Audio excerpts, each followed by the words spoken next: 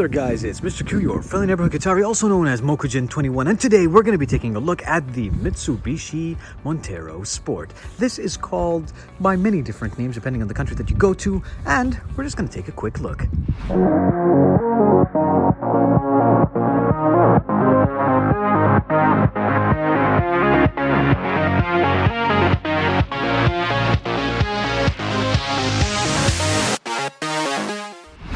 Let me just start this off by saying that I am not a car expert, but I do love cars, and there are many people out there that just want to take a look at all of the different features and what the vehicle looks like. And that's what we're going to be doing today. So let's start with the front. Excuse me, Mr. Birdie took a little poo over there. Hey guys, let's not get cheesy, okay? Ready? Fire! How can they always get the weirdest angles? But anyway, since we're looking at the front, you've got that big Mitsubishi logo right over there. You can see that we've got these sensors to the left, to the right, and of course you've also got a camera over here. Maybe the camera caught the bird in action. I guess I should have seen that one coming, huh? On the left-hand side, you'll see that you've got your usual lights, the running lights. You've got this metallic accent over here, and you'll see that right over here, you've got those washer jets. Now, this is where you've got those fog lights, again, with even more sensors too, and you can tell that they have really tried to focus on safety, security, and making things more convenient for the driver. I also like that aluminium-looking accent at the bottom, silver accent. It's pretty cool. Let's go ahead and take a look at the left-hand side, and you can see we've got those chrome accents on the mirror. You've got the lights on the mirror, not on the body panel. You can actually see my reflection over here, just in case you're wondering, what is he wearing? This is a traditional headpiece known as a ghitra. And these are the open country tires that they have. It's actually pretty nice to see how they've gone with the silver and the black. You'll see that we've got a step over here, so we can go ahead and step on into the vehicle. We're going to take a look at the inside of the car later on. You can see we've got, of course, two doors, and it actually goes, and you'll see that there's a line that actually starts from this panel over here that goes all the way to the back, and then kind of touches the point, or does touch the point here on the vehicle, and of the lights. And I think that's pretty cool. It's like almost like an arrow pointing and then creating that sheer. Then we've got that chrome, as you can see, detail on the side. If we go to the back, you'll see that we've got even more sensors. We've got the extra brake lights. You've got the tire under here, the spare tire. More sensors and sensors and sensors. And then you'll see that this is where the reverse camera is. We've got a wiper for the rear window. You've got another brake light on the top over there. And let me just take a step back. I don't need to take a step back. Ultra wide, baby. So now you can see this is what the back looks like. And again, the design is actually pretty nice. And if we compare that, let's just compare that real quick to the LX570 over there. You know, if this had the Lexus badge on it, I probably would believe that it's like the baby of the LX, to be honest. Now let's go ahead and enter the car. You can see this, we got the petrol tank right over here. Let's enter the Sport and take a look at what it's like inside this vehicle. You can see that we've got 3 rows, front, middle, and then this is the trunk / with the back seat. And if we open up this trunk, it's got automatic trunk. This is what the third row looks like, and actually you can see this is how the seat folds up. We just put this conveniently over here for you so you can take a look at it.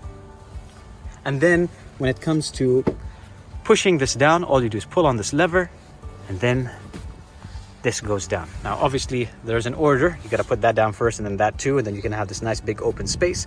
However, this is just for a quick demonstration for you. You can see we've got the 12 volt, so you can go ahead and charge. You've got these hooks over here so you can put a net if you need to. You've got cup holders on the right, no cup holders on the left. And then you can see that we've also got this cubby over here, and this is where you've got things such as, like gas, so that you can pump your tires, and then you've got some tools too. Let's close this up. And let's go back to the second row. Also on the back, I should also mention that there are ventilation too. There is ventilation so that you can cool the what do we call the people that sit on the third row? I don't know. The troublemakers. You can put the troublemakers get AC too. And we've got this plastic over here, silver plastic. You've got that type of also like rubber plastic with that, you know, leather style look. We've got this leather over here too on the door panels. More plastic, and then of course the up and down button for the window. You've also got this little tray over here that I guess you could put some things if you wanted to, and you've got a handle just in case you decide to go off-roading with this vehicle. On the top, you've got a handle over here, you've got this hook, and you've also got this vent for your own air conditioning to waft you in your face. Down here in the middle, we've got, this is very interesting. You can see that we've got an American, or actually two-prong style socket so that you can charge your laptop if you wanted to. And you've also got two USB slots so that you can charge your phone. Back here, you've got Velcro held on pockets. And that's pretty much it. Oh, actually, I'm wrong. If we look up here, you've got the on and off button to control the AC, and then you've got the door light option, so you can have it on door mode or completely off.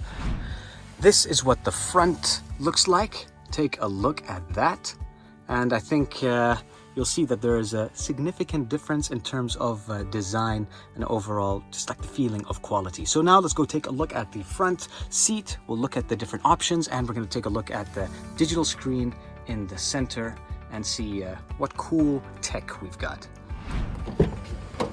Open this up, get inside, close the door, and let's turn it on.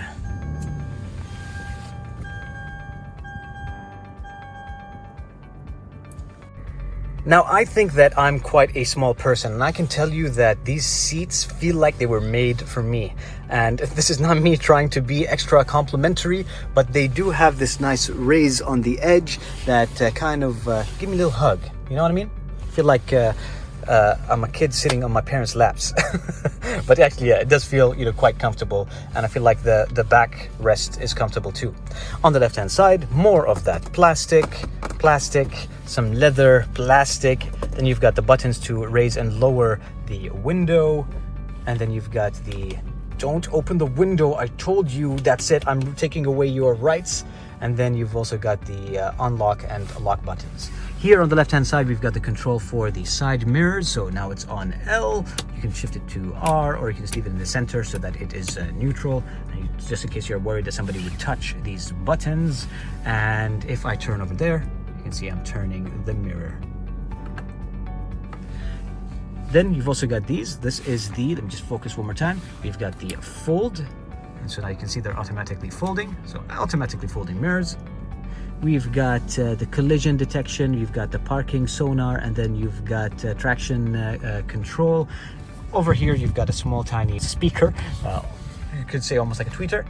You've got your vents. On the left-hand side also, of course, you've got the start-stop engine. On the left-hand side, this is, of course, where you can control your lights, full beam to... is there an auto mode? It doesn't look like there's an auto mode for the lights. You've also got your fog lights over here. And, of course, your indicator. And then you push this in so that you can go ahead and wash your front headlights or headlamps. You've also got paddle shifters, but I doubt that you're going to be using these. You're not going to be, like, racing or anything. But at least it's there, so just in case you want to control a little bit more of your driving experience. On the steering wheel itself, you've got an enter button. We've got a return, up, down, left, right, volume down, volume up. And if you take a look at the screen, you'll see that when I tap up and down, it gives me different information. I like this little eco mode. Lets you know how well you're doing when you're driving. You can control the music mode, skip. This is if you want to speak to your car and say, take me to McDonald's. Answer the phone call, hang up, cancel. And then, of course, you've got everything else related to cruise control. And this is so that you can quickly access the camera. And yes, we've got bird's eye view. This is pretty cool. You can go ahead and push it again, and then it will change to the right hand side so that it gives you a little bit of a better view. Tapping it again turns it off, and then takes you back to the main menu. So let's focus on the center real quick, and then we'll talk about the rest of everything that we see here. So as you can see on the left hand side, we've got this tiny little mini screen. This is showing you the engine temperature. You can see on the right hand side, we've got the petrol. You've also got little icons that will appear above those two tiny screens, and you've got a bigger screen in the center. So this is all digital. If I go ahead and click on or press enter, I can see different options such as display type. So I can go ahead and select enter again. I can change the display type so that it looks different, shows me different bits of information. So this is focusing on the RPM rather than the speed. And this, let's see what this does. This gives me a completely digital experience and a completely new look. And I really like it when they give you like this customized look. So if I go ahead and accelerate, you can see the RPMs on the left hand side move and the speed on the right hand side with the digital speed in the center. So let's go ahead and choose sub-unit speed. So you can go ahead and turn that on. You can see that now we're in kilometers because this is the speed. That's the correct way of calculating speed in my opinion. But you can also have the sub speed. You've got the miles per hour too. Not many cars actually show you the kilometers per hour as well as the miles per hour. So that's nice. So we're gonna go back. Driver assistant. Select that.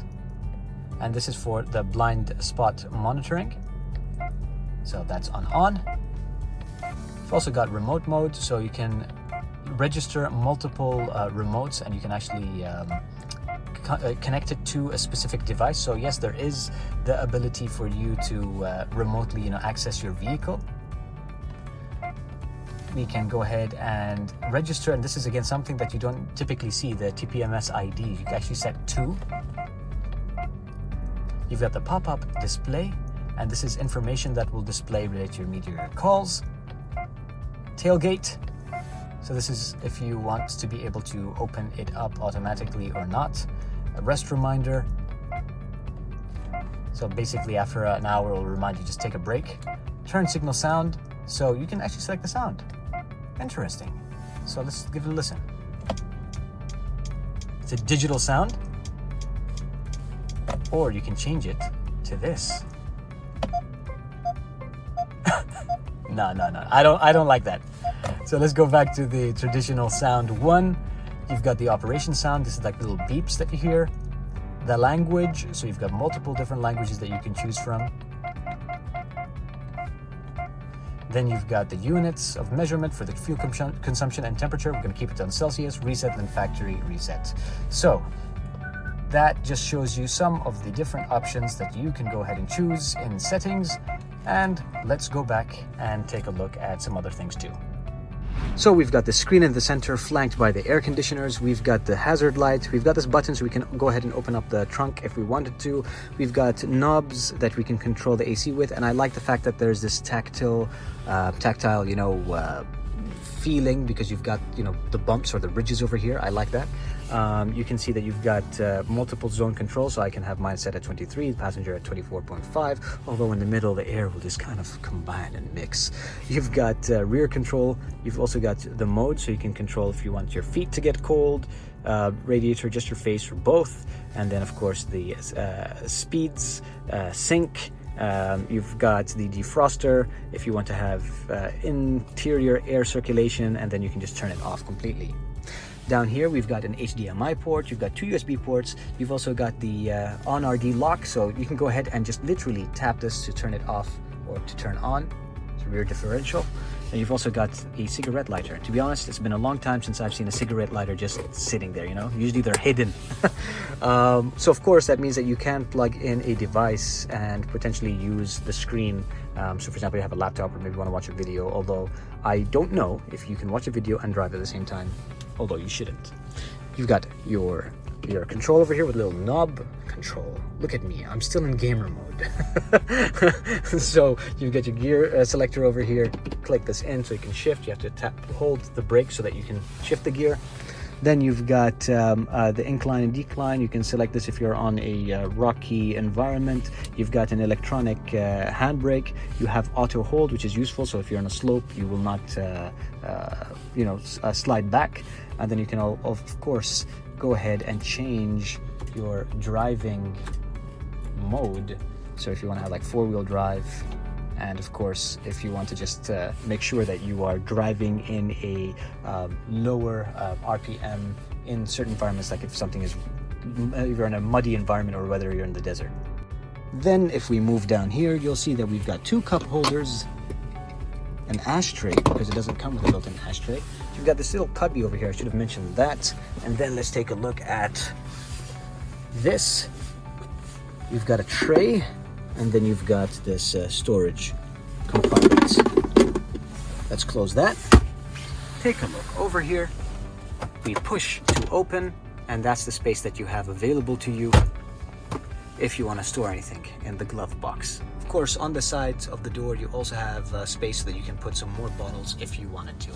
Now it's time to look at the top, where you can see you've got the switches for door. So when the door is open, the lights will turn on. And then of course you can tilt and open up the sunroof, which isn't really that big, but it's better than nothing, right?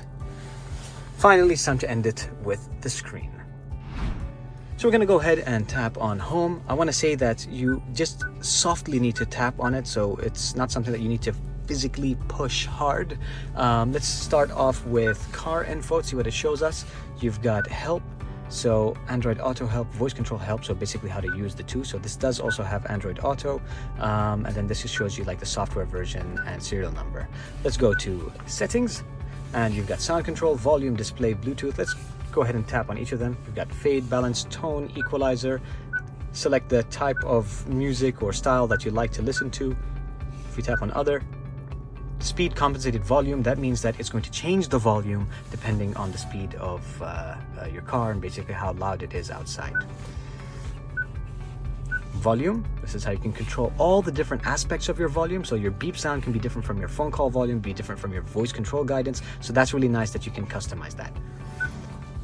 Display, you've got day and night mode. So now it's on day, and then that's on night, so you can see it dims it. And can you leave it on automatic? Yes, you can leave it on automatic. Let's leave it on automatic. System, you can control the brightness, contrast, black level, USB. What is that? USB video. Okay, so when you are playing some video based on USB, you can control that too. HDMI video, you can control that too. So everything has its own menu. So it's not like one option, one setting for everything. Then you've got camera mode, and then you can also control, wow, okay, this is very cool. Brightness, contrast, black level, tint, and color intensity for your cameras. I can't even do that with my LX570. Bluetooth, so you compare your devices. Let's do cancel. Android Auto, so when you've got a device connected, you can obviously see your phone's options and apps through this screen over here. Select the language. Reset voice control learning, so obviously it will learn your voice as you use this more. Units, clock, and that's it. Then you got phone mode. Obviously nothing is connected, but it's the usual, taking a look at your your contacts if you wanted to, and making some phone calls. And then finally you've got multimedia. You can choose your source, and your sources are, and not a lot of people on YouTube show you this, but I think that this is important. You've got FM, AM, iPod, Bluetooth audio, USB audio for playing video, HDMI, audio off completely, and then you've got your applications, obviously if you're connected to your phone. So I think that's pretty cool. Of course, you've got the volume up, volume down, and you can tap that to turn something off or to turn it on. Well, now everyone, you've seen all of the different options and what the vehicle looks like close up. I really hope that this video helped you. Now, when it comes to the overall driving experience, I'm not a professional when it comes to judging the driving experience, so I do recommend that you check out other channels on the technical aspects, the speed and braking and so on. So that would be better. I just wanted to show you, and this is what I do over here, show you the vehicles close up and all of the different options that are available that I can find. So, if you like this video, my dear friends, please don't forget to give me a like. And even if you didn't like this video, but you appreciate some of the effort, give me a like. And please don't forget to subscribe. I try to do more and more of these types of videos. Thank you so much.